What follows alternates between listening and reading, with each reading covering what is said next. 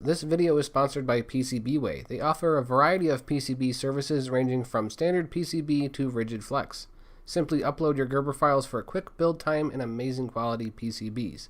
In addition to PCBs, they also offer CNC, injection molding, and 3D printing services, which I'll definitely be using in the future. Definitely check out their website, and thank you so much PCBWay for sponsoring my channel. Today we have a washer or dryer control panel that was sent in for repair due to a broken connector. As you can see, every single pad on it was ripped up, so let's go ahead and repair it. The connector itself isn't damaged, so I'm going to reuse it, but first I have to remove all the pads that ripped off the board and stuck to it.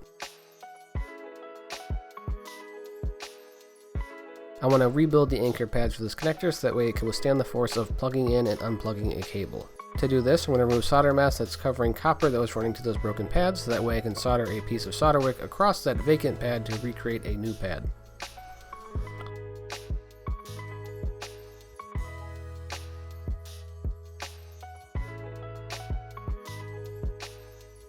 Now that that's done, we can start repairing the other broken traces by removing the solder mask on top of the copper that was going to that pad, so that way we can expose it and solder a jumper wire across that broken pad to make a new pad.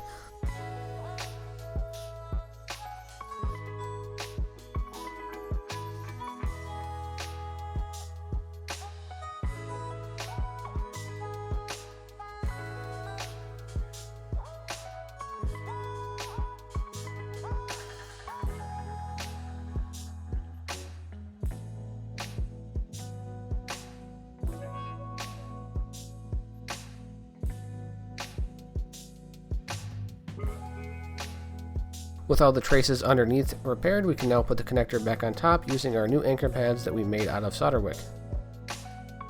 The pins can now be soldered to the wires underneath them.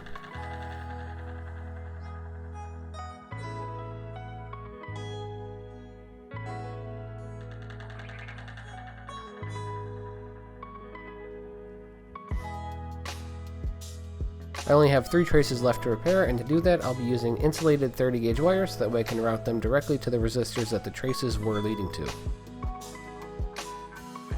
And this is probably my favorite part. I just really love bending these wires and making them look as neat as possible. There's kind of like an art to it, the art of the bodge, if you will.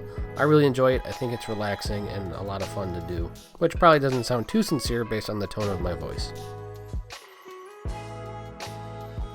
With that out of the way, I can now go ahead and add some epoxy to really secure this connector. I don't think it needs it, but I just think it's better safe than sorry, and then cover everything else with some conformal coating to hold down our jumper wires.